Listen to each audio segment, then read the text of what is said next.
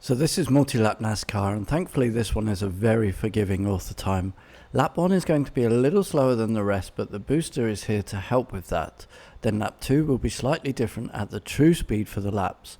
Anyway, after the booster, be prepared to steer immediately to the right, as you can see how close I was to this left wall. Then for the right turn, you want to be a little closer to the left on the uphill before turning right. Only half an hour of steer down to the right to avoid airtime over the slope transition.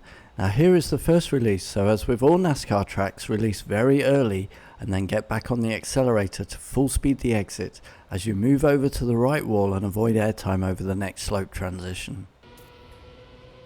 I do a small release here mainly just to give me a breath to be able to line up to get through the road narrowings.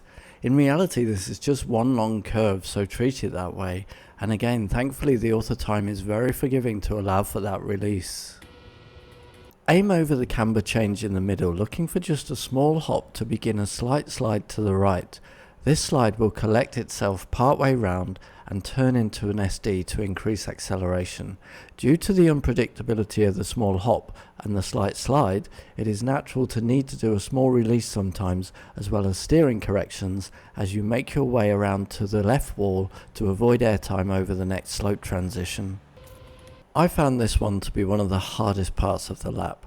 The car should naturally move slightly away from the left wall due to residual steering from the previous turn. Hope that you nailed it perfectly and then force yourself to steer back to the left around the left wall to give yourself the angle to begin the full steer to the right as you line yourself up for the left leg of the start-finish block to begin the next lap.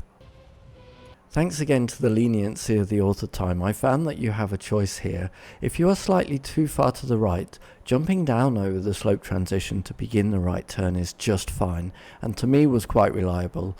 But of course the ideal line is to be on the left going over the slope transition smoothly before beginning the turn without airtime.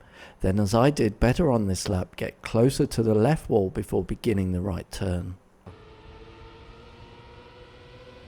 And there we go, we are back up to full speed again, so simply repeat this ridiculously precise high speed driving for the total 5 laps and you've got yourself an easy author medal. And just for fun, go and watch me try to completely throw it away just before the final finish.